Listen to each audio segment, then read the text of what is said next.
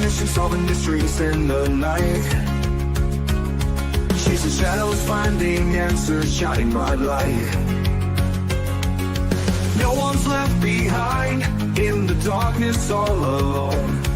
With a heart like a siren, she brings the lost ones home.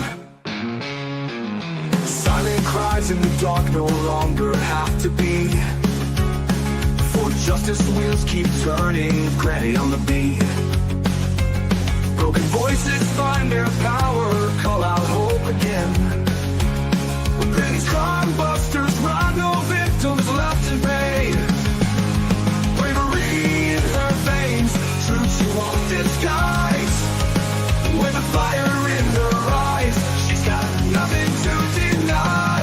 Granny fights for justice, never backs down from the call. For the voiceless and the missing, she'll stand tall.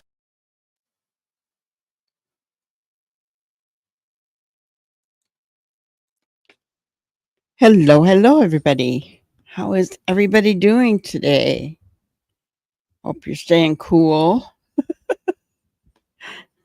It was a little cooler here today, thank goodness. Hello, Lori. Hello, Ginger. Good to see you guys. And those of you in the bushes, hello, hello. We're happy to have you here.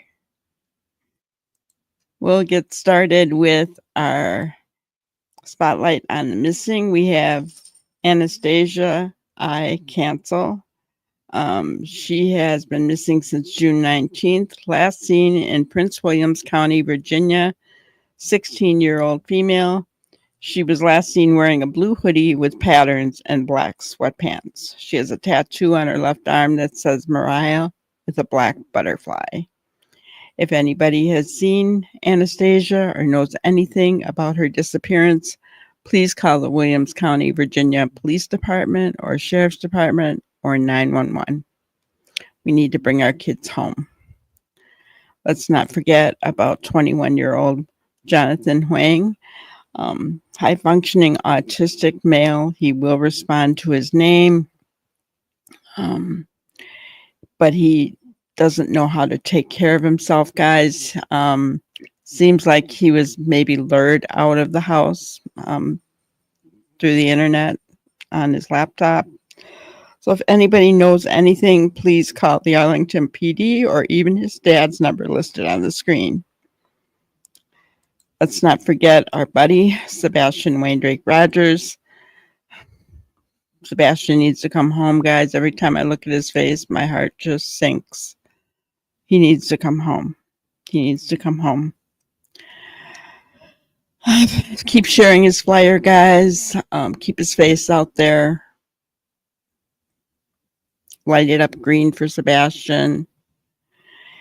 And Travis Decker is still on the loose for taking the lives of his three little girls, Peyton, Evelyn, and Olivia. He's wanted for 3 counts of first-degree murder and first-degree kidnapping. He's 32, 5'8", 190 pounds, black hair, brown eyes. You see the multiple pictures on there. He could have changed his appearance. He may be wearing a ponytail. He may have a beard. He may be clean shaven. Anything's possible. If you do see him, do not approach, but call 911 immediately because he may be considered armed and dangerous. He does have military-style training, guys, so don't engage. All right. So let's see what we got here. All right, so there's a few different things I wanted to go over tonight. The first one is there was an update from the news, and I thought we would go over that first. Share my screen.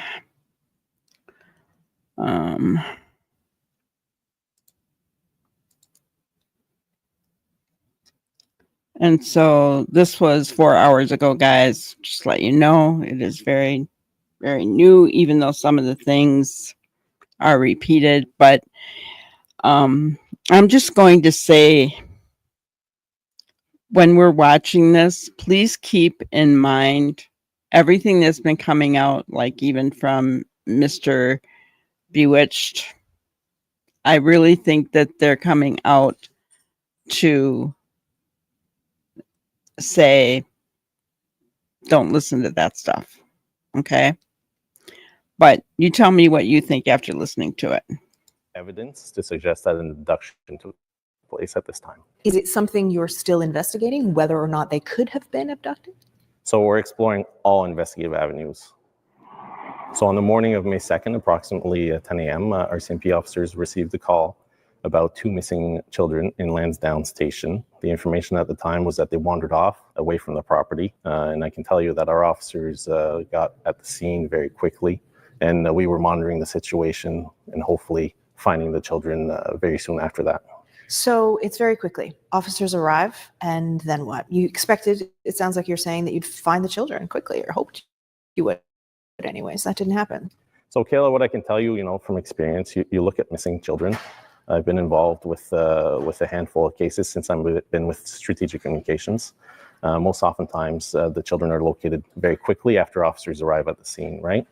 And that's our hope every single time, that they wandered off and you can find the children. Because I'm sure, like every officer out there, I'm not on the road currently, but your heart is pounding, the adrenaline is rushing, you're trying to find those children, right? This case started just like that? That's what you're correct. Describing, you thought you'd go there, find them very quickly. Yeah, absolutely. And our officers were nearby in an ongoing search for a kayaker that had gone missing the day prior. And I can tell you I was monitoring the situation remotely.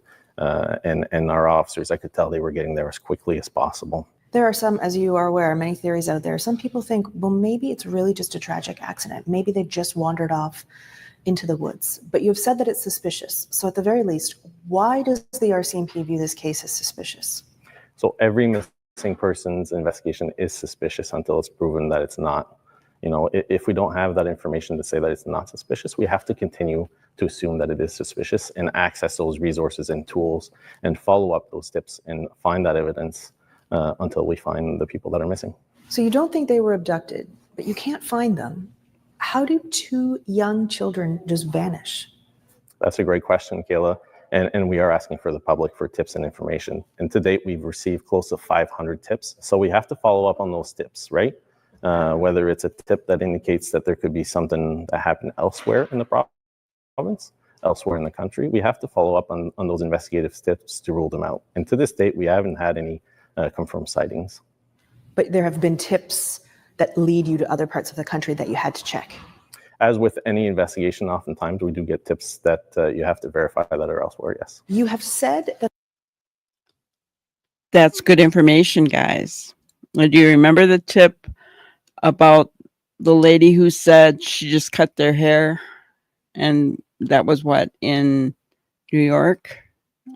I'm thinking, I could be wrong. So they are checking these tips. They don't believe there's an abduction, but they do think it's suspicious. Their disappearance is suspicious.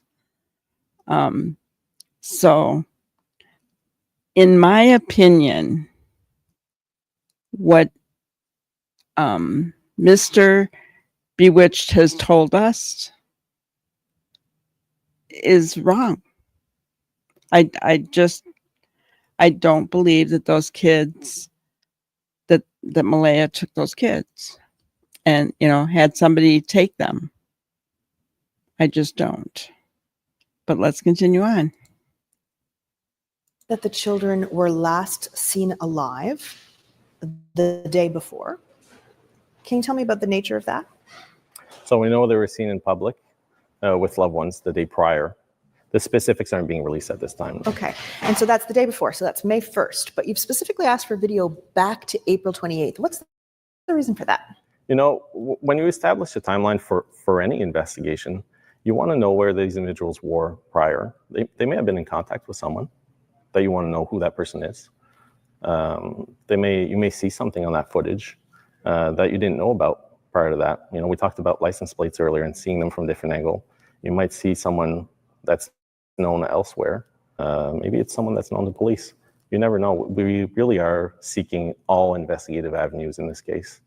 There have been some complaints that an Amber Alert was not issued. I understand that the criteria is very specific. Was that considered? Is it still possible? Absolutely, Kayla. You know, on the day of the incident, I can tell you I was working. I reviewed the policy that morning.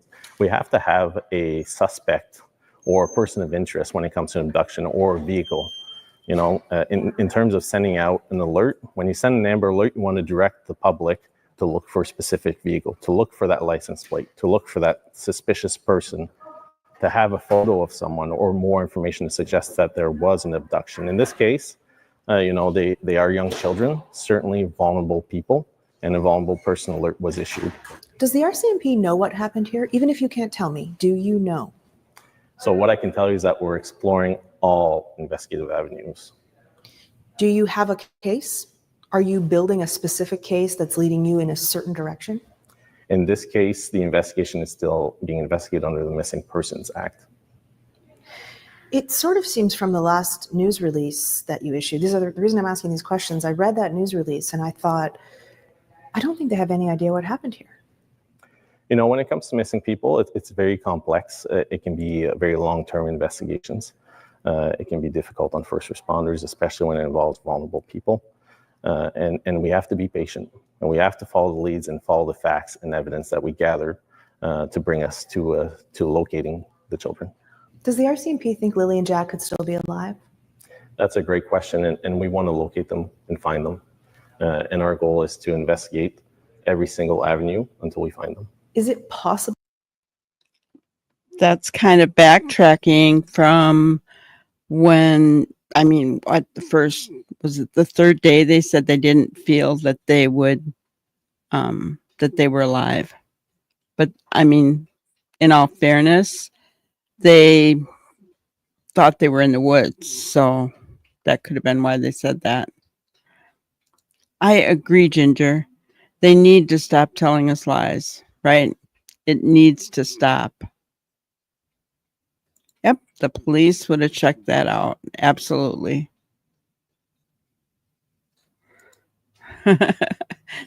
Dad wants his 10 minutes of fame. Yes, he does. I know. He's giving out information, isn't he? Because he stated that it was him and Malaya with the 3 kids on the first. Although he didn't tell us where they were seen.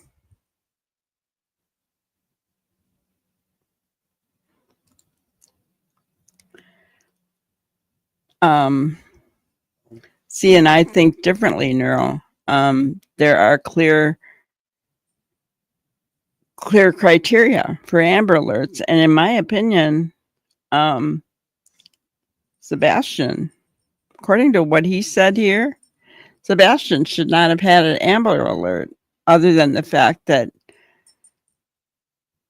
I think they did it because he's autistic, but I don't, you know, there's no suspect, there's no vehicle, right? There's no evidence pointing them to where he might be, or, you know, that kind of thing. So, I mean, either the Amber Alert needs to be changed. And keep in mind, guys, they can't do it for every missing child. It just can't be done, right? There has to be criteria for an Amber Alert. They did put out an endangered children's alert, which is still just as important.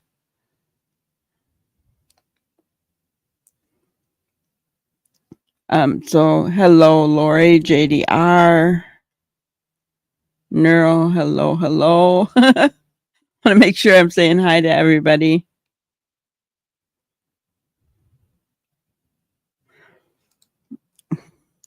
Daniel saying he turned over his bank account and phone voluntarily is silly because it is mandatory under the Missing Child Act. Yes, it is. Yep. Trying to make himself look good. I gave all this stuff.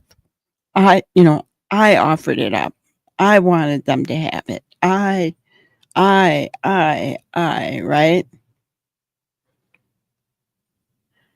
What's the title of our live tonight? People tell you who they are. Are you listening? So yeah, I mean,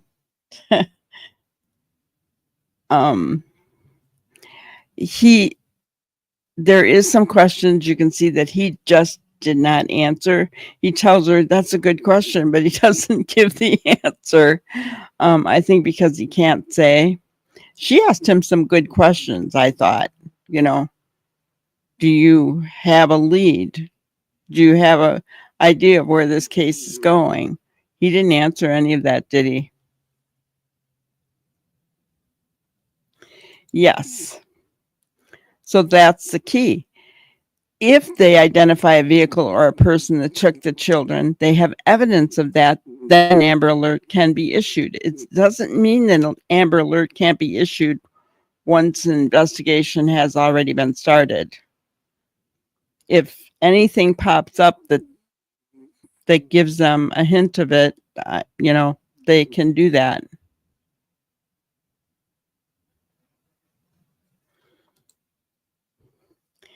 JDR, you'd be surprised though. I always think the same thing. Oh, I know about this, and you know, everybody's got to know about it because I mean it's everywhere. But honestly, you know, even Seth has said in Sebastian Rogers' case, it amazes him how people right in the area doesn't know about Sebastian, right? So, you know, but an endangered child alert does go out as well on the phones. Hello, Ernestine. Good to see you.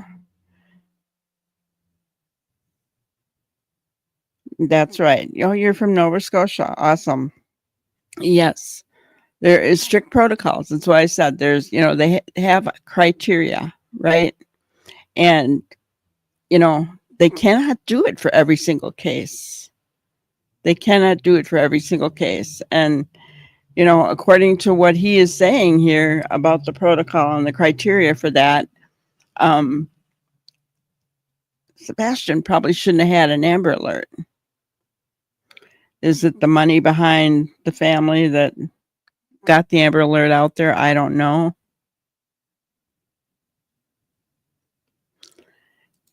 Exactly. Even with an Amber Alert, some people just do not pay attention. Yeah. Yeah.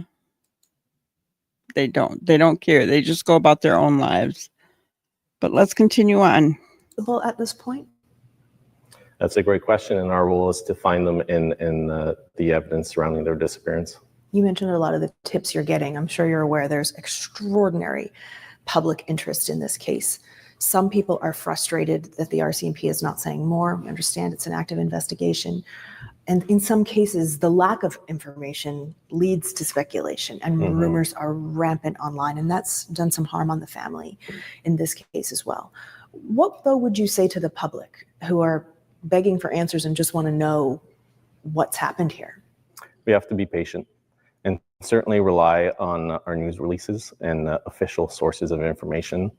You know, don't listen to those rumors that are out there. We're putting out those news releases on a regular basis with information pertaining to the investigation.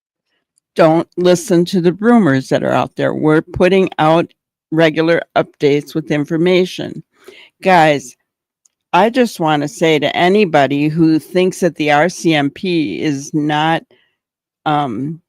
giving enough information, number one, law enforcement will not show their hand. They cannot, because they have to dot their I's and cross their T's and make sure that when all is said and done, if it comes down to a conviction, they have everything that they need for that. Number two, RCMP has been giving regular updates, guys. We did not see that in the Sebastian Rogers case. We still haven't seen it. I think I counted. I could count on one hand the amount of times in 1 year that we had an update from law enforcement on Sebastian Rogers case, public update. right? And much of that was just video showing what they said months prior. It was just ridiculous. So I give RCMP a lot of credit. They have been giving out regular updates, and of course, people get frustrated. They want answers. They want to know. You just have to trust in the process and be patient, like he said.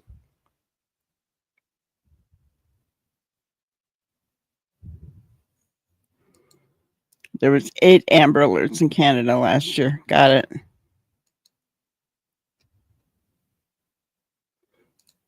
But see, Neuro, you remember those, right? You remembered them. They stood out to you. That's what an Amber Alert should be. It shouldn't be for every missing child, because your phone would be going off constantly.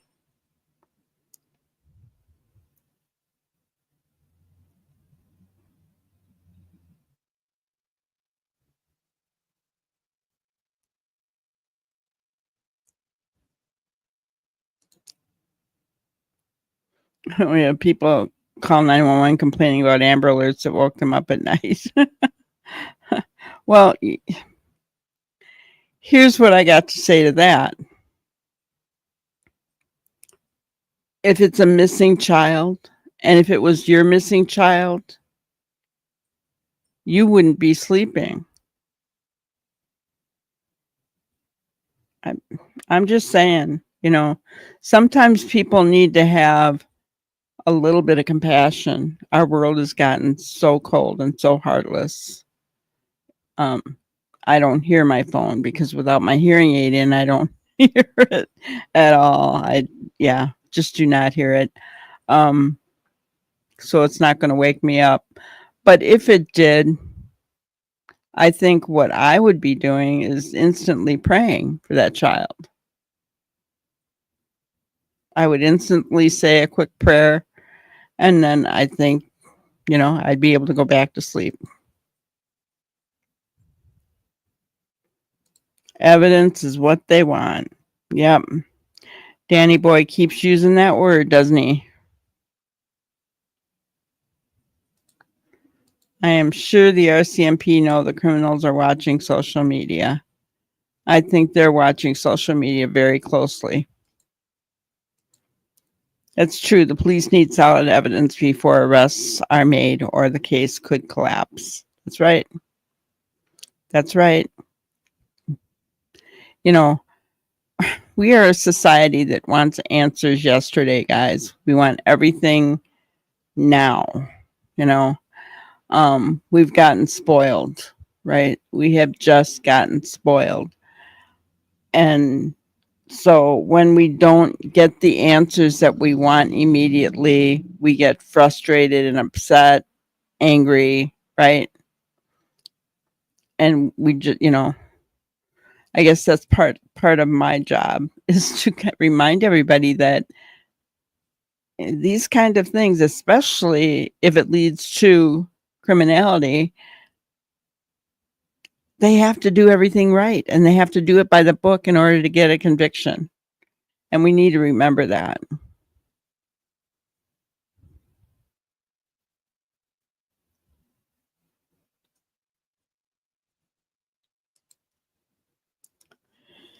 The guy with 3-year-old missing said if Amber Alert, he would have called straight away and she would have been found sooner. That doesn't make sense.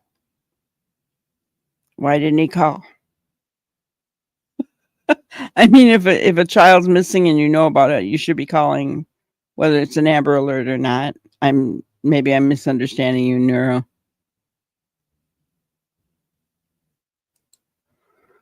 All right, let's continue on. We have to be very cautious as to what type of information we release, because we want to make sure that it doesn't affect the investigation. I think some people in the public are starting to wonder, is it possible that we may never find out what happened to Lily and Jack? Is that possible? I wouldn't be able to answer you that question today, but I can tell you that our investigators are seasoned. They are committed. I've worked with some of them personally. prior in my career, and I can tell you that they are committed investigators to this missing children's investigation. Yeah, and that last question, guys, people are worried that we may never know what happened to Lily and Jack. How could he answer that? That's not something he could answer. Because if he has an inkling of what happened to them, he can't say. And if he really doesn't know, well, then he can't know the future about what could come up, right? That question was kind of weird.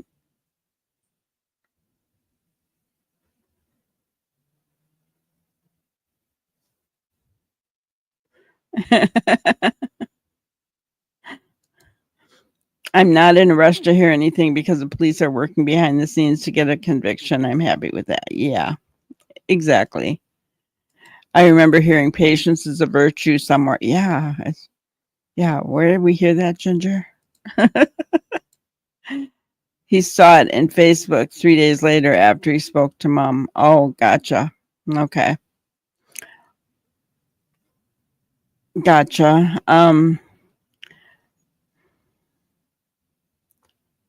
But there again, I don't know. I don't know. It's really tough. I know that, some people really believe that, every case should, why didn't they, and that's always a big thing. Honestly, it's tiring to hear it all the time. Why didn't they, do an Amber Alert on this? Why didn't they do an Amber Alert? And, all I can say is that there's criteria, and, is some things going to be missed like this? It could be, could be. And then in that case, all I can tell you is vote for the people who will change the legislature that you want to see. That's the only thing that we can do. Complaining about law enforcement not putting out an Amber Alert isn't going to help anything because they don't make the laws. They didn't make the criteria for the Amber Alerts. It's not up to them. They just have to follow the protocols. So the next thing I kind of wanted to go over, I know that everybody's been talking about it, so we're just going to do it, is the most recent text. Credit to A Criming Shame. And this was Malaya and Belinda talking last week. Okay.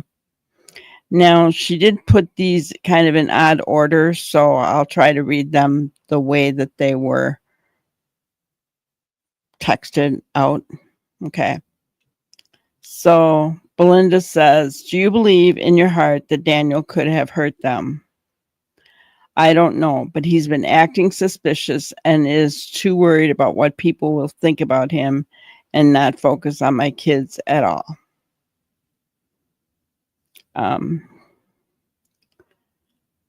Everything he's doing is odd, and the police advised him to stay away from the media, to stop contacting me, and he's also tried to steal money from my account through Timo because my card was attached to his account. So everything is not right. My main focus right now is to protect Meadow and find my kids. Okay. So I have heard some different things about this particular comment from Malaya.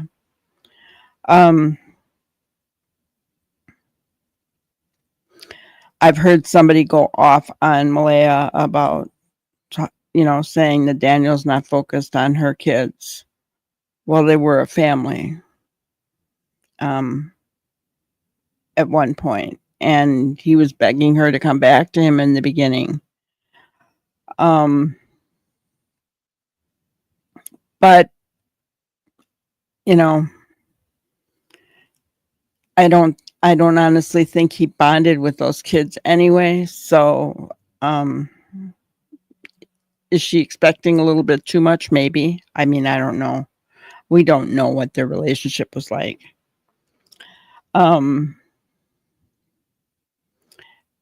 He is acting odd. We all know that, right? I agree with her there. It's interesting that she said the police advised him to stay away from the media and to stop contacting me. And sounds like I don't know what he'd be ordering on Temu, but okay. If he's using her card, if her card is connected to it and he's using her card to order stuff, that's wrong because they're not together. So, and I heard people, there was a just a mean spirited, post on Facebook in a group about how the only thing she's worried about is Daniel using her card and buying stuff from Temu, and she's not worried about her kids. She said her main focus right now is to protect Meadow and find my kids. So I don't know. People just take bits and pieces and they don't take the whole thing into consideration, right? Daniel has been saying to YouTubers that he believes you had the kids taken that morning and he woke up when you came back to bed. That morning, your grandma's cousin has been thinking the same thing. He too has been on social media. Who are you protecting Meadow from? OMF. I can't even listen to that. I've heard all this. CPS is who she's protecting from. Let him say whatever he wants. I can't say anything to anyone anymore. Your lawyer can speak on your behalf. Yes. So Daniel is putting all eyes on you. Seems like it, but I'm not following the media. And I've asked people to respectfully not send things to me. And if they feel it is of concern, to send it to the police. Good advice. Then Malaya says, the truth always comes out. And Belinda said, I'm not so sure anymore. Okay. So we went over Belinda's interview, right? And we felt bad for her. She was crying. She was upset about the kids, right? And I mean, I did. I felt awful for her, but I do have one question for her. If you love Malaya, if you love the mother of your grandbabies, why would you put this information? Why would you put a personal conversation out on for everyone to see? Send it to a creator for everyone to see. I'm, I don't know. That bothers me a little bit. It just bothers me, I gotta say. And it's not because she didn't come to me or anything like that, guys. If you know me, you know well enough to know that I don't want contact with relatives or family members. I really do not. The reason for that is because I think it causes issues in the case. We've seen it over and over. The minute these texts started coming out, we saw it, right?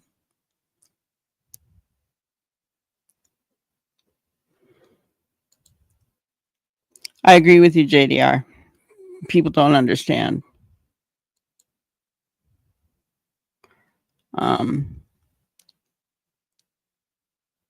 Okay, let's see.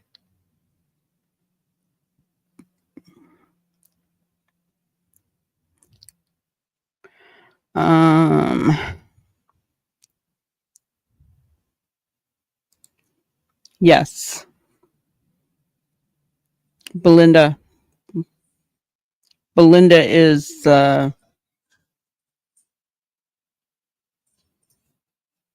grandma, the bio dad's mom. So she'd be Jack and Lily's biological grandmother on their father's side.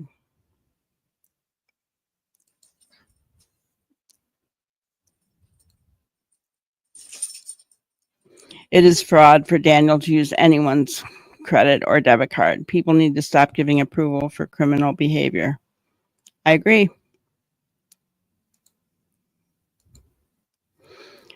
All this has shown Malaya is innocent. If Belinda was trying to achieve something, I know.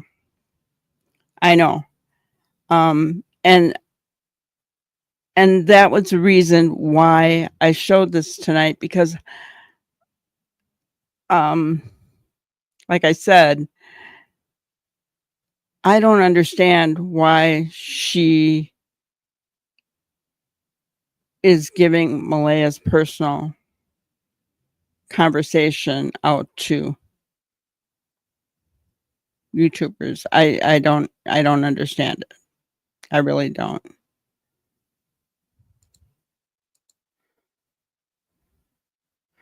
Granny, I personally don't think she should be doing this and giving to those women. That's totally out of order. Yeah, see, and that's what I feel like too. That I'm glad you guys are agreeing with me on this, because I haven't seen anybody else say, why is she doing this? You know, because looking at her interview, guys, I felt for her. I mean, I was teary-eyed when I was listening to her. I felt her pain as a granny, right? I felt her pain. And then I see her doing this and I'm like, why? Why? You know, why are you doing this? Because if those kids are alive and they come back to Malaya, Malaya gets custody of them again, you know, let's just put that out there and say that's what happens, okay? Do you think Malaya is ever going to trust her? Is she going to want to be around her or want her kids to be around her? I mean, I don't know that I would. Well, we can assume that Malaya isn't on the run and is doing her best to protect Meadow. Yep.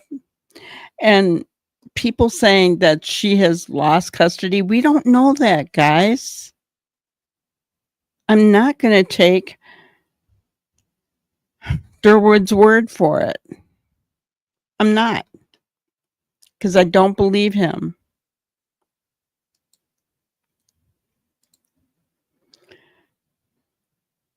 Yeah. Unless she has Malaya's. And do you really honestly think Malaya would have given her permission for this? I don't think so.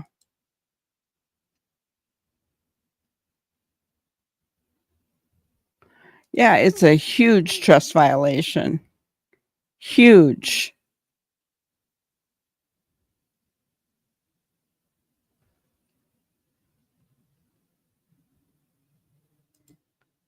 I would never feed. Oh, a Daniel fan club channel. What she's playing at. Well, yeah.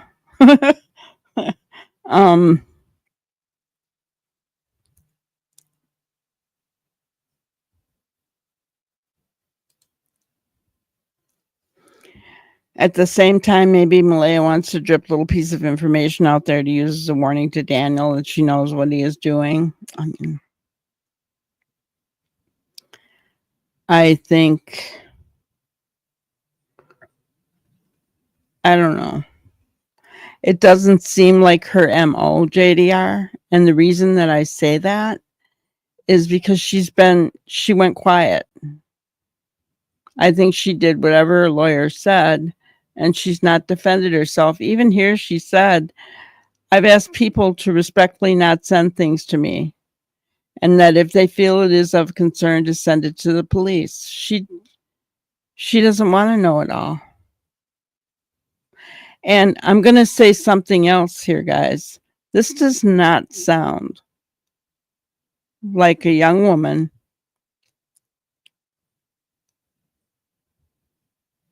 who is struggling with mental health issues.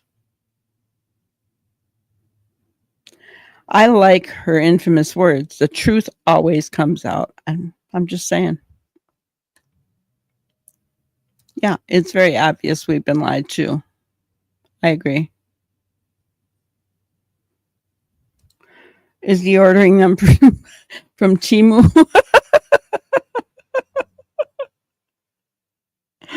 Maybe. They do have clothes, don't they?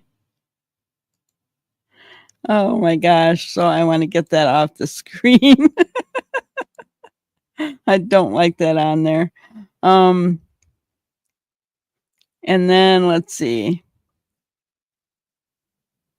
We talked about polygraph tests. Okay. So Ginger was, good enough to look this up for us today. And this is in regards to Canada, guys. The result of a polygraph test may be admissible in civil or family court. However, judges in these types of cases treat each case individually. The questions and answers on a polygraph test may be admissible in certain situations. For an example, when an answer constitutes an admission against the party's interest. Also, if a witness volunteers or rejects taking a polygraph test, this may also be considered as acceptable evidence, but only in the case of a civil or family court case. Use of polygraphs by police. As mentioned, it is legal for police in Canada to use polygraph tests in their investigations. Police have a right to search, interrogate, and detain potential suspects and witnesses. Under the Canadian Charter of Rights and Freedoms, individuals have the right to remain silent. It is important to know that what you say to the police or write down could later become evidence against you. So, just a little bit of legal stuff regarding polygraphs in Canada.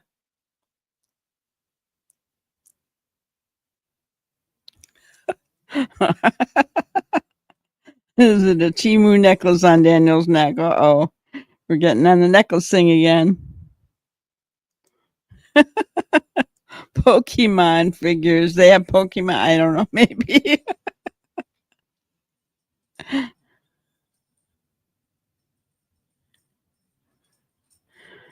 Oh.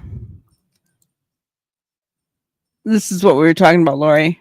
We've been lied to by Mr. Bewitched.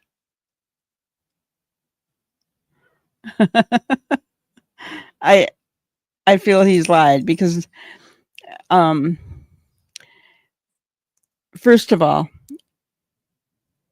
if Malaya would have taken off with Meadow, which obviously she didn't because you just saw all those texts, they would have put an Amber Alert out for that.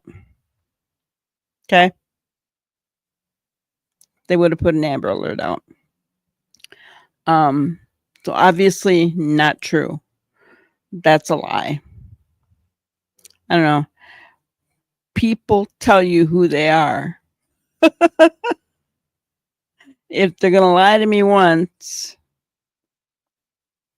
shame, I don't know. There was more lies as well. But let's go to Mr. Yummy, one of our favorite people. I'm going to watch this one, which was an hour ago, guys. I haven't even watched it yet. I know the truth. I didn't kill Lily and Jack. It's been 6 weeks now since you've seen Lily and Jack. I just want to ask, how are you holding up? It's been from sadness to anger at this point. And I know the RCMP and major crimes are working around the clock trying to piece everything together. And I'm grateful for that. But it always leaves the question, 6 weeks has gone by. think we know at this point they're not in the woods. And where are they? That's the stepfather of 2 missing Nova Scotian children, and I agree. He knows the truth, he didn't kill them, and they're not in the woods. So in today's video, let's watch the rest of Daniel's CBC interview and see what else he reveals. I'm Deception Detective, an attorney trained in statement analysis. This channel exposes lies and manipulation. Wow. Okay, so Mr. Yummy doesn't believe that Daniel killed the kids. If that's your thing, hit subscribe. For exclusives and other cool perks, join the channel. Link in description. The most common type of lie is a lie of omission. In other words, the speaker simply leaves out key information. That's the reason I can say I honestly agree Lori. with everything he said in that clip, but I still think he has guilty knowledge. When he said he knows the truth about his guilt or innocence, I believe him, but I think he was omitting the fact that he knows who is guilty. When he said he didn't kill Lily and Jack, I believe that too, but I think he's omitting the fact that he knows how they died. Finally, when he said he knows the kids aren't in the woods around his house, I think that's because he's omitting the fact that he has a very good idea of where they actually are. All right, without further ado, let's watch. I know the truth. I didn't kill Lily and Jack. It's been 6 weeks now since you've seen Lily and Jack. I just want to ask, how are you holding up? It's been a long 6 weeks. I know that everybody basically in the world at this point is always wanted to know like what happened. It's been from sadness to anger at this point. And I know the RCMP and major crimes are working around the clock trying to piece everything together. And I'm grateful for that. But it always leaves the question, 6 weeks has gone by. I think we know at this point they're not in the woods. And where are they? Did you feel in the beginning that they suspected you? Of course. The stuff Of course. So Daniel knows they're not in the woods. Mr. Yummy believes that he didn't kill them.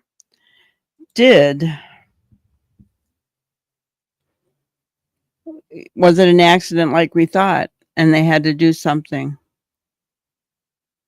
Kids get into some kind of chemical, rugs. I'm just saying. Is that why they didn't hear them anymore?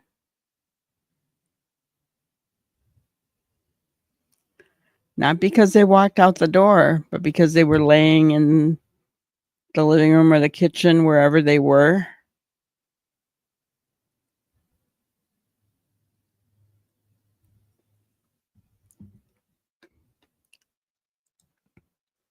Yeah, exactly. Here's the deal. If he didn't really care about Lily and Jack, why doesn't he just shut up and go away and not talk to the media? Let RCMP work on their case and let the chips fall where they may. I mean, why is he still talking to the media?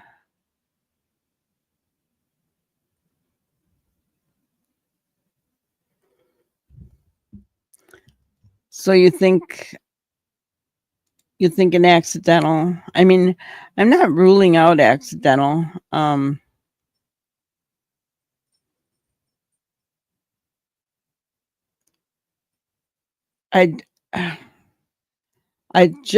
There's something about Daniel that I don't trust, so I don't know what it is. But let's continue on. father was always a prime suspect right off the beginning. You felt that from the beginning, Yeah. but you don't feel that now. No, I don't feel that at all. I asked for the lie detector exam, the polygraph exam. I gave them my phone. I told them I, do drug tests because there's a lot of rumors online about a drug party. I know the person that said there's rumors, and it was just to take the heat off themselves. Was there any kind of party? No. Was there any kind of gathering that someone No. might have thought was a party? No. There were no people at the house? No, not the night before. Okay, you mentioned you offered to take a polygraph test. Yeah. Did the RCMP take you up on that? Yes, they did. And how did that unfold? Before we get into this next part about the polygraph, I want to point out one glaring omission already in this interview. And that's the fact that Daniel never said he's innocent. Instead, like a lawyer with a guilty client who doesn't want to lie to the judge, he's dropping all these breadcrumbs of circumstantial evidence without doing the easiest, most obvious thing Exactly, to do Neural. if you're actually innocent. Say, I'm innocent. Remember, for context, expecting an innocent person who's being falsely accused of doing something wrong to simply declare their innocence is a very low threshold. So the fact that Daniel hasn't met it in any of the interviews I've seen so far is a giant red flag. Let's keep watching. You mentioned you offered to take a polygraph test. Yeah. Did the RCMP take you up on that? Yes, it did. And how did that unfold? That unfolded in my favor. They obviously know I wasn't lying about anything. So they said, "Yep, great, thank you. Come in Yeah. for a polygraph test." Yeah, it took a little while to set up, and When did you do that test? I don't know the exact date, but that would be at least 3 weeks ago, probably. So roughly 3 weeks after the disappearance. Yeah. And I think most Canadians wouldn't have any idea what's involved with that. Can you describe the process? You go in and just tell us right from the start. We go in, sit down in a big comfy chair, and they have multiple sensory pads. You have them underneath your forearms, you have them underneath your butt, and you have them underneath your feet with your shoes off. You have a sweat gland on one finger. You have a measuring instrument for blood flow that goes in and out of your hand. And you have a cuff on your arm for blood pressure to measure your pulse. Were you nervous? Yeah, I was extremely nervous. Especially with the first question they asked you, did you kill Lily and Jack? That was the first question they asked you. Yeah. Yeah. What went through your mind when someone's asking you that question so point blank like that? Your mind has a massive release of chemicals, I guess you would call them.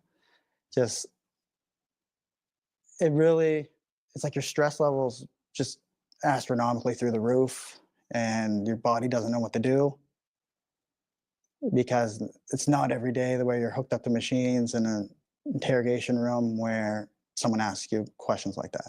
What other kinds of questions did they ask you? All the questions pertain to the death of Lily and Jack. Are you accessory to Did the murder of you Lily see and Jack? Mr. They were Yummy's all- face? So all of the questions assumed that the children are no longer alive. Yeah. There were no questions at all about, did you take them somewhere? Could No. they be somewhere? No. The police have done a number of polygraph tests. They've done 53 formal interviews. Do you know who these people are? Yeah. That's a lot of interviews. It is a lot of interviews. A lot of them are my family, people who live in the area. And those interviews, typically, my interview was 4 hours. And a lot of the interviews from my family were 1-2 hours. So there's a lot of time taken up, and they ask detailed questions. Do you know who else actually took a polygraph test? I mean, I do, but I'm not going to say anything that's going to impede the investigation. Okay. When did you find out the result of your test? Immediately right after. What did they say to you? You did a good job, you passed.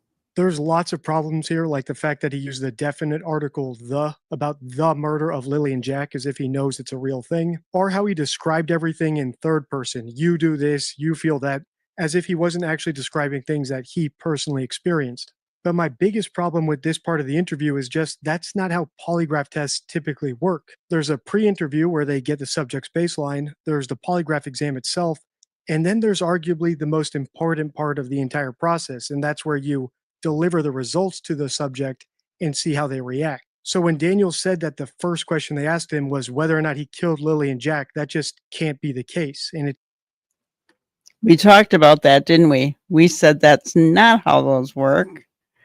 They give you, there's phases. They go through so that they can get a baseline to know if you're telling the truth or if you're telling a lie. I'm thinking Daniel knows where the kids are. If you put them somewhere where they're not going to be found, like the ocean, maybe.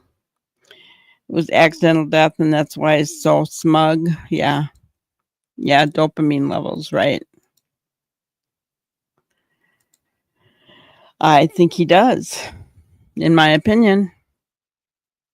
The death, he said, of Lily and Jack. Right, we just had 2 big, videos on that it was amazing.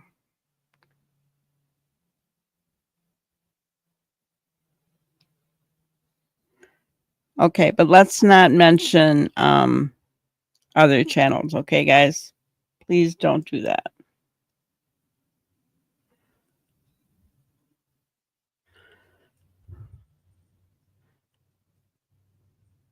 Hello, Stevie. Maybe Belinda is enjoying all the attention. Could be. Could be, right?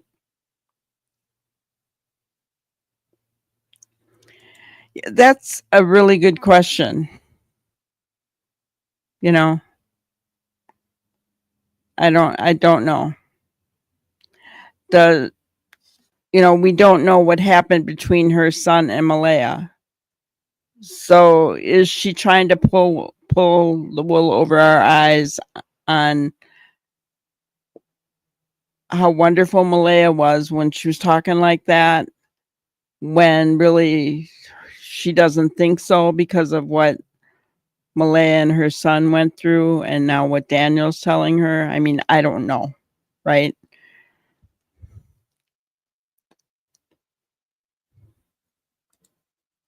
Hurt people that like to hurt people. Yes.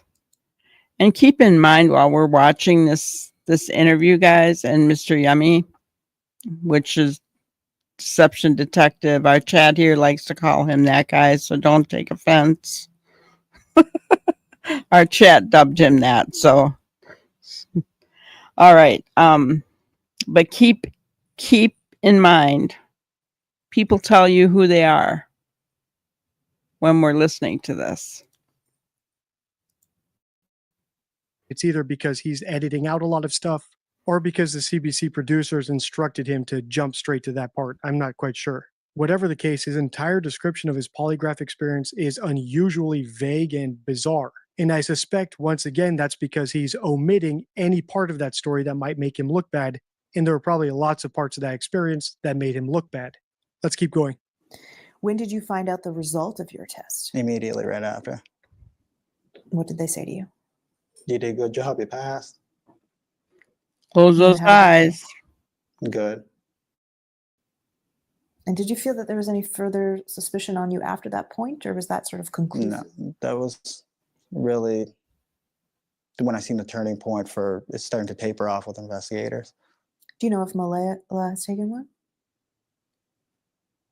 I don't know if I can say it, but I will anyway. Yes, she did take one. Okay, she took one. Do you know the result? No. RCMP wouldn't let tell me I asked. You said you feel like everyone in the world wants to know what happened to Lily and Jack. Yeah. Why do you think that is? Why do you think this is getting so much attention? Well, just the mysterious and nature of everything and how strange everything is. The RCMP, I mean, they have to keep a tight lip on everything, but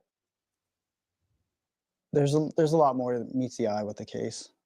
Earlier in this series, I analyzed another interview of Daniel and said that he's acting like a celebrity, someone who thinks he has fans out there watching him. And based on his answer here, I think he really does think that he's a celebrity. I think he's enjoying the attention he's getting, and I think that will be his downfall because people like me are watching. I'll link that video on the end card as well as my Lily and Jack playlist. If you want to continue analyzing this interview, let me know by liking, commenting, and sharing. Until next time, stay true.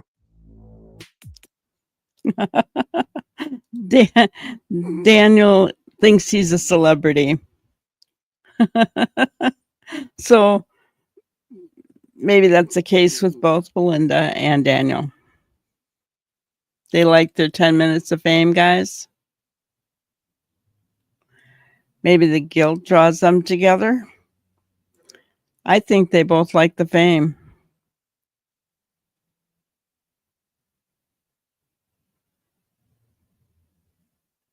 That's a good point. Belinda missed a bunch of red flags when Malaya was isolated and controlled by Daniel, and she said nothing.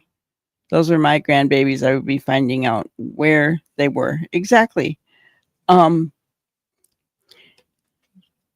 Yeah, definitely. I would be, I'd be asking for welfare checks if I wasn't hearing from them.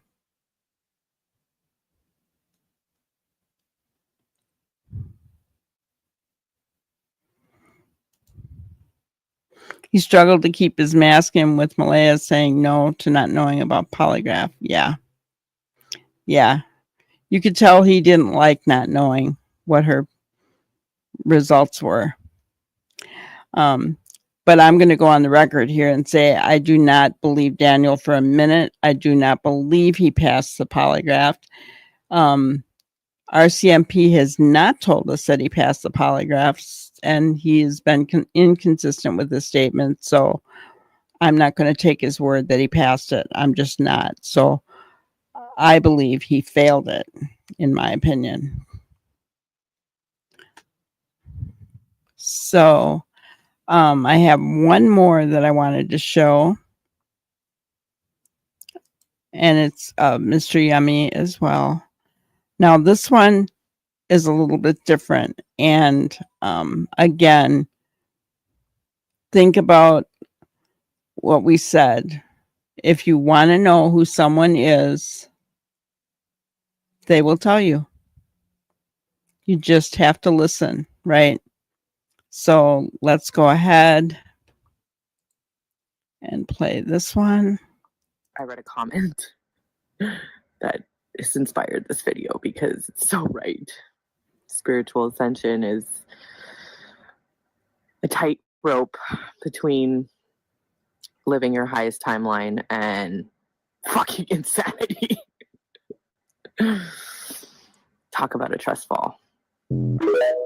If you listen close enough, people often tell you exactly who they are. So in today's video, let's watch some old uploads of parents of missing children like Rachel Todd, Malaya Brooks Murray, and Daniel Martell. I'm Deception Detective, an attorney trained in statement analysis. This channel exposes lies and manipulation. So if that's your thing, hit subscribe. For exclusives and other cool perks, join the channel. Link in description. My series about Malaya and Daniel's children has amassed millions of views on YouTube, so I'm going to assume we're all familiar with who they are. But Rachel Todd might not ring a bell. So before we analyze more of her unhinged TikTok videos, as well as the other two's unearthed YouTube channels, here's a quick recap of who she is. She spent more than 3 days and nights alone in the heat and humidity beside Highway 417 in eastern Ontario after being left there with no food and no water. She's in the ditch. She was lying in the ditch. Captain Benoit Richard says the 3-year-old Montreal girl was spotted by an Ontario provincial police drone lying in tall grass that would have made her hard to spot from the road.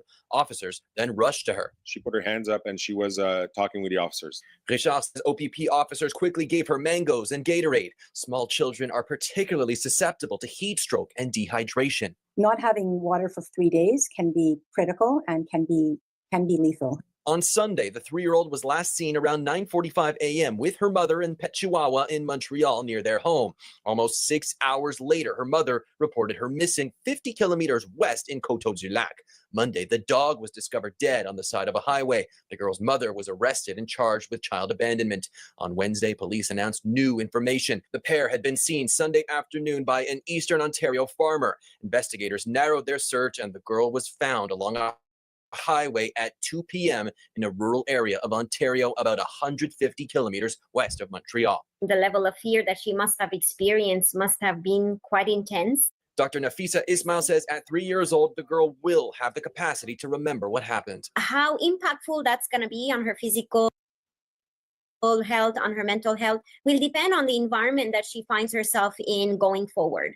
She says that while each child is unique, kids that experience intense trauma at a young age can grow up with deep psychological scars. These children have issues then forming new relationships, trusting relationships. Authorities are now asking the media and the public to stop broadcasting the girl's name and image so she can regain her anonymity.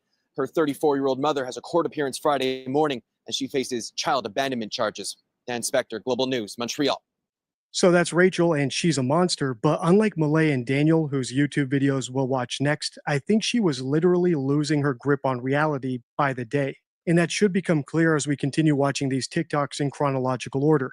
Thanks to Plunder True Crime for making this compilation. So I just got back from seeing my therapist because in light of all my huge life changes, while it feels in line, my ego keeps trying to convince me that I've gone fucking nuts because it's unknown, it's unsafe, it's, for me, absolutely wild. So the good news is that I have not gone crazy, that I seem to be seeing things clearly. However, she did stress the importance of being vigilant of my mindset in this transitional phase, which I recognize because my old patterns love to sneak back. I've learned so much in the last couple weeks, couple months. Well, I've been learning forever, but lately it's been like intense in your face. But I finally figured out what the hell's up with this fundamental shift that I'm feeling. I think I've been feeling it for a while, but I've been resisting out of fear, frankly. Fear of losing control, I guess, because this shift is monumental. And I recognize how many people are talking about it, but ultimately, things are moving faster. The veil between our inner worlds and our outer worlds has thinned. The energy is lighter. It's not as dense. That's why karma seems to speed up. Our intentions, our desires, our fears, everything that's happening inside is going to hit you in the face tenfold. Strap in or look within. If you're not aware, this is actually my second video analyzing her TikToks, so I'll just repeat the caveat I gave in that first one. I'm not a clinician, so I can't diagnose anyone. That said, I don't think I need to be a clinician to recognize that the things she's saying here are concerning, like admitting that she might be crazy despite what her therapist tells her, or that the separation between the real world and her inner reality is something that we need to be worried about. So I'm planning to continue analyzing her TikToks as part of a series because it does get more and more deranged as we go on until the very last TikTok she posted. So make sure to like and subscribe if you don't want to miss that. Now let's move on to the other two people I want to feature in this video, Malaya and Daniel. As you're about to see, both sound relatively normal and talkative in their YouTube videos, which makes their recent silence and reticence about finding their missing children all the more bizarre. On the off chance that you're watching this and don't know who they are, what I mean by that is that Malaya, the mother of the missing children, has only done one public appearance about their disappearance. And the bulk of that brief appearance was to establish her and Daniel's alibi, which is very unusual. She hasn't made any appearances asking for help finding them or encouraging searchers to keep looking, or even to bring attention to the new $150,000 reward for tips that might lead to their discovery. So let's compare her recent stoicism about her missing children to this YouTube video posted 10 years ago. Hi guys, it's Malaya. It's more of like an about me video. So that, I don't know, because since I'm getting into this YouTube thing, I just thought it'd be more appropriate to know about me. So yeah, so things that you should know about me is that I'm tattoo addicted. I love tattoos, and well, I don't plan on having too many tattoos, but I just want quite a few. I have quite a few animals. I don't know the number at the moment, but I will tell you their names and what kind of animal they are. A horse, it's a Percheron horse, and her name is Raven. I used to have another horse, and he was an Appaloosa, but he had to get put down. His name was Dandy. Now I plan on getting a tattoo that resembles him. Also, I have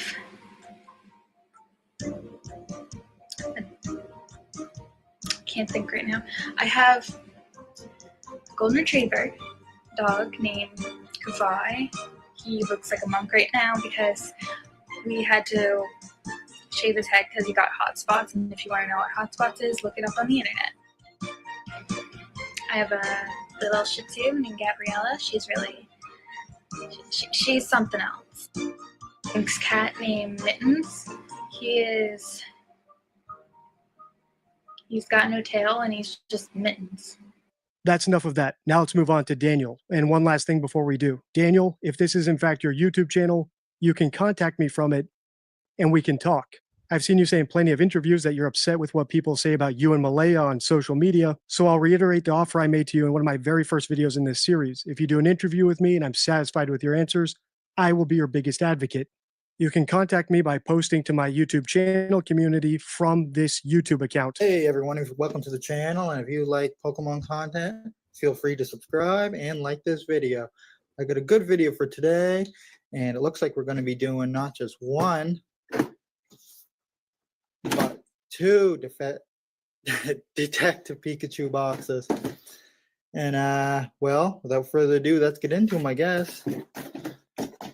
These come with 4 promo cards. One beautifully sculpted Detective Pikachu figure standing on a magnificent magnifying glass. How nice.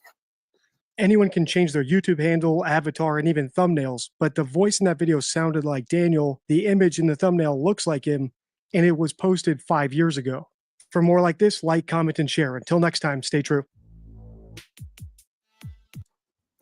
Mr. Pokemon. Yeah, she is very lucid. No psychosis. Yep. She talks lovingly towards her animals. One of the things in an X post, Dee Dee did note that those two had both said they were addicted. Him to Pokemon, her to tattoos. Does that mean not Astro Girl? You don't like Rachel, huh? But yeah, and she did, so are they addicted? It would be interesting, wouldn't it, to see Mr. Yummy interview Daniel? That would be incredible. Yeah. I don't think Daniel will ever go for it.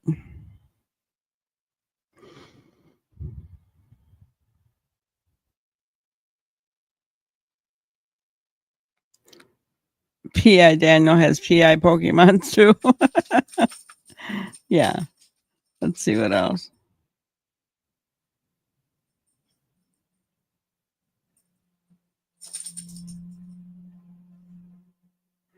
So what are we talking about here? I'm just looking.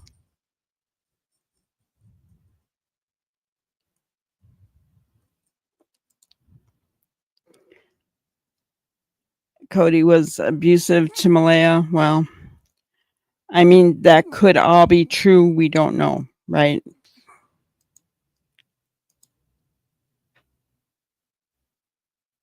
Oh, yeah. I don't know if you guys knew that, but Daniel made a comment in a live chat that Malaya's family found the children. What I don't understand is how people can blatantly lie like that and think that they're going to get away with it.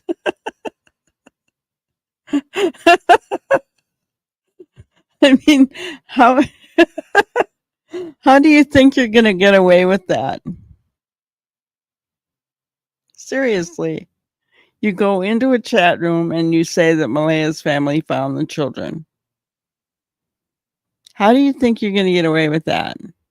Because, guys, if that was the case, RCMP on that update would have said something. But what did they do instead? They said, don't listen to the rumors out there. And even Malaya in her text said, he's acting very strange, and RCMP has even told him to stop talking to the media, right?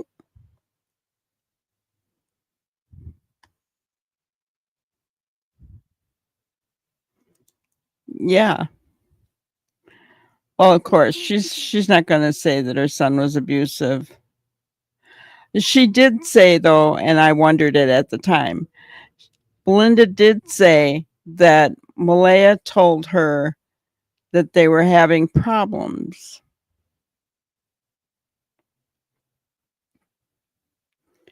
And she told Malaya, do what you have to do. Right?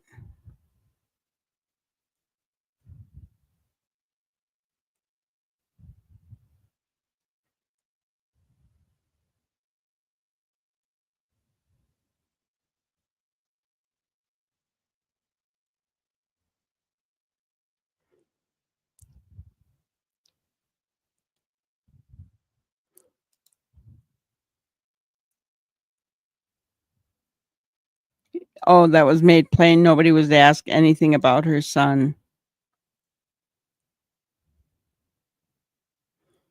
Interesting.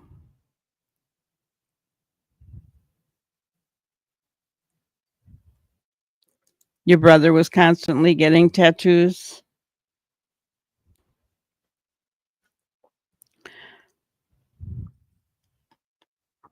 I wonder if she ever got the horse tattoo that she wanted. You know, Neural, that's very true. Lying is breathing for certain people. I have a family member that, yeah, it's awful.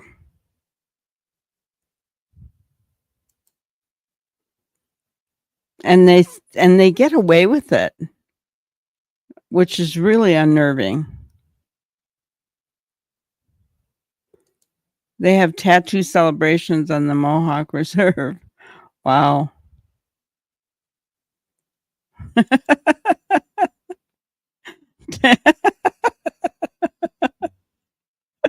Yeah. Daniel's in a wee world of his own. Yes, he is. Yes, he is. That's crazy. So true, right? So true. Yeah.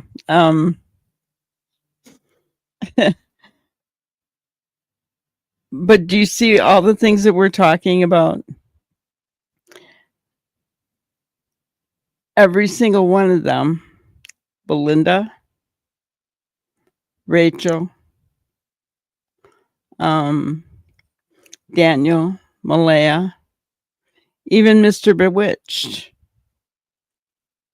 they are telling us who they are.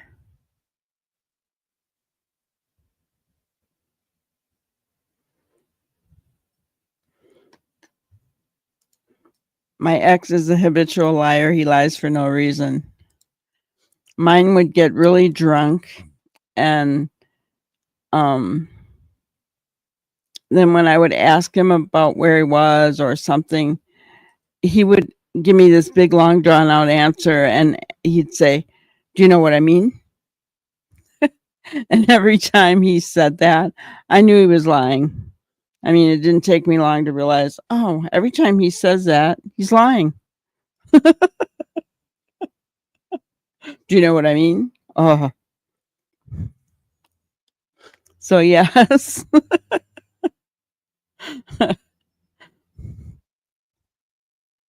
You know, liars have tells.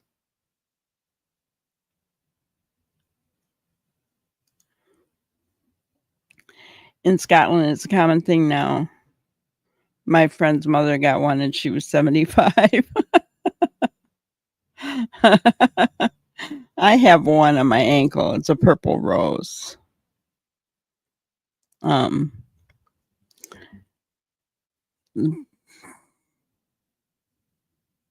My husband had gotten it for me on Valentine's Day. I think I was in my 40s when I got it. That's the only one I have. Tattoos are, and you know, I don't mind them, but when people start putting them all over their face, guys, and I mean just cover their bodies with them, that's a bit much. But it's everybody has a right to do what they want. I know. I'm such a rebel.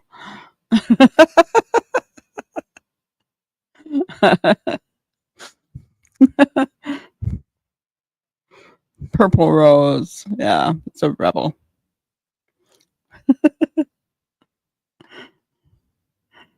But yes, so they do tell us.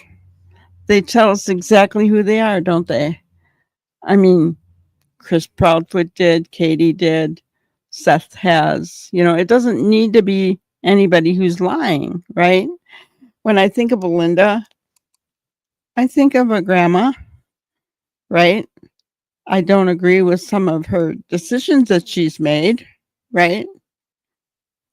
I don't doubt that she loved Lily and Jack, but I do question why she didn't check on them for a year and a half, why she didn't push to see them more. You know, but then again, hindsight's 2020, guys, right?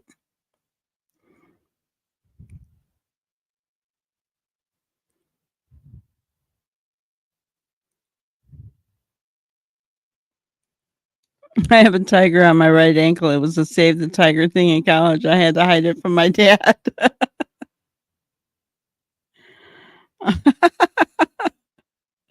See, you guys call me rebels. Lori has one with a skull and a cowboy hat smoking a cigarette. Who's rebel here?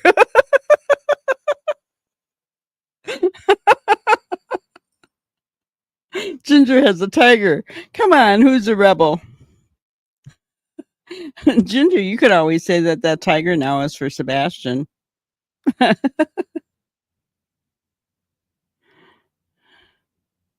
Yes, we always say I love the Scottish accent. I really do.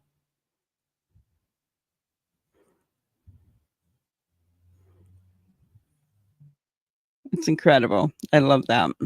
I you know, it would be cool to visit Scotland someday, but I don't think that's going to happen.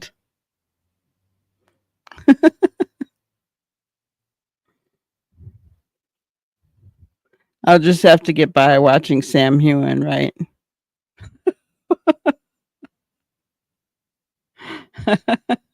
You love the Gothic tattoos? Yeah.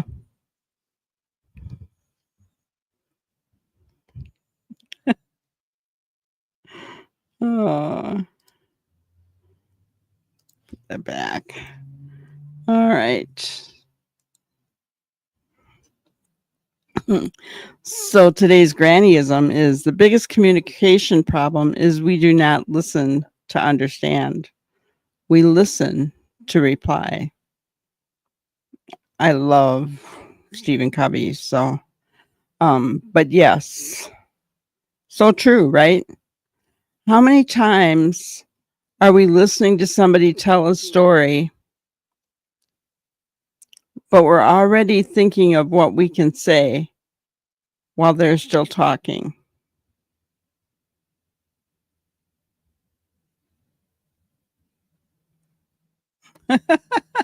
Oh, we dram of whiskey. Yeah, big whiskey drinkers. Yeah.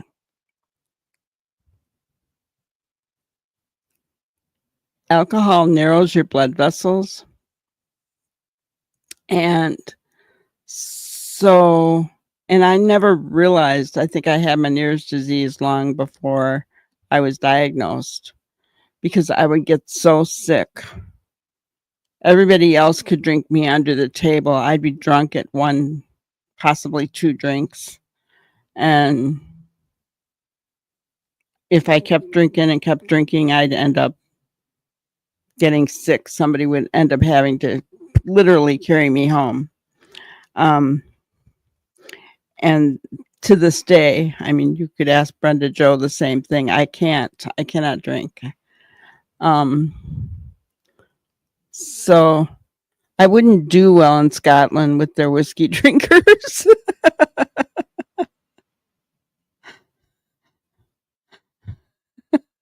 I'd only be able to have one drink. That'd be it.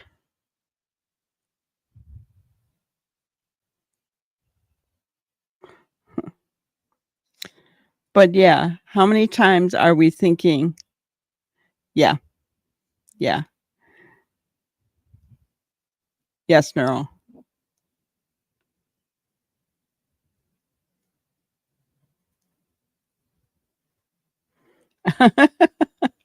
You like the Grim Reaper tattoo with the big haunted house behind him and the crow sitting on the fence. My mom used to say to me, I should have been a boy. Oh, you don't like whiskey either?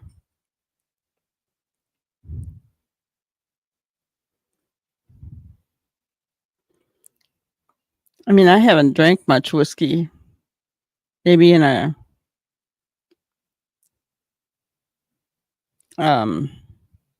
drinking game. I think I don't know, dice game, 7, 14, 21. I don't know if you guys ever knew about that, but I think I probably drank whiskey with that, but I don't think I've ever really drank much whiskey to even say if I liked it or not. It's just drinking as a whole, I couldn't do because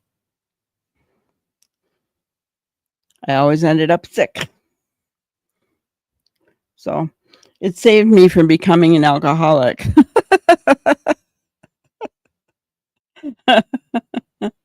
It's horrible. Oh, an acquired taste then, Lori?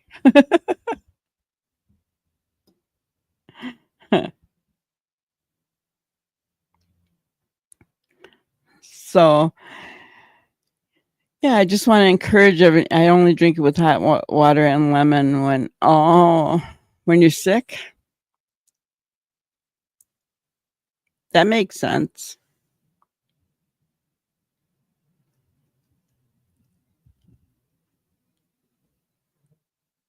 Beautiful scenery, yeah. Does it rain a lot though?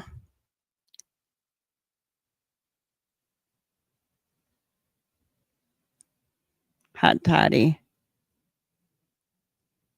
I'd probably like that, Neural. It would put me right to sleep. Yeah, that'd be good. You don't know how anyone can drink it. Have you tried the new Sassenach whiskey?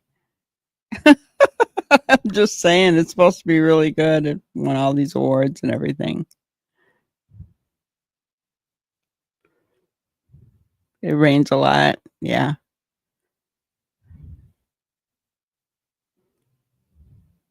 I don't know if I'd like that.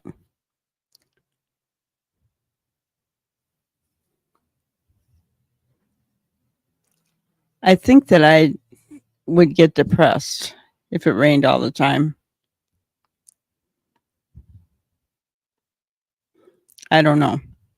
I've never lived anywhere where it rained all the time, so I guess I don't have anything to go by with that. But I mean, I've heard like, in the state of Washington or, Seattle, rains a lot. And then I heard Scotland, it rains a lot.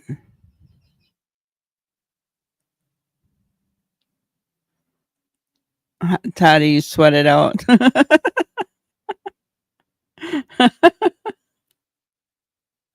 Rural Canada and Scotland look similar. Interesting.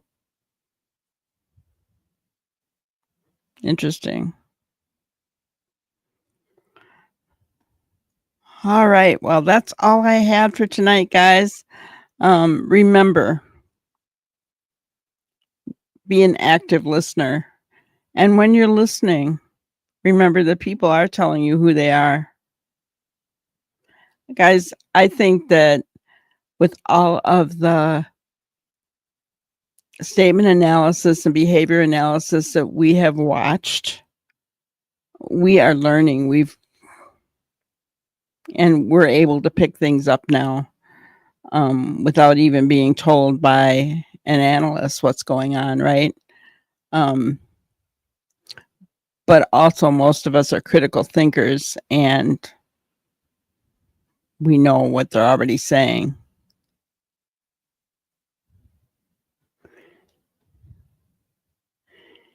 Even in the summer, it's safe to take a brolly with you. What's a brolly? Oh, an umbrella.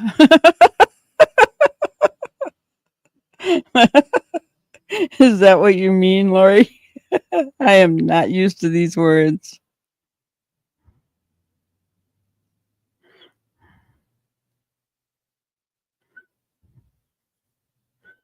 No. Oh my goodness. All right, guys. So that's all we had for today. I hope you have a wonderful, wonderful night. Please, please, please hit the like button on your way out, and we will see you tomorrow night. Thank you for watching another episode of Granny's Crime Busters. We really appreciate each and every one of you. Don't forget to subscribe and like and even share the content. You can follow us on any of our other social media platforms at YouTube, Twitter, Instagram, Facebook, and TikTok. We really appreciate you guys, and you can also email us at granniescrimebusters@gmail.com. Thank you so much, and we will see you on the next one. Thanks, guys.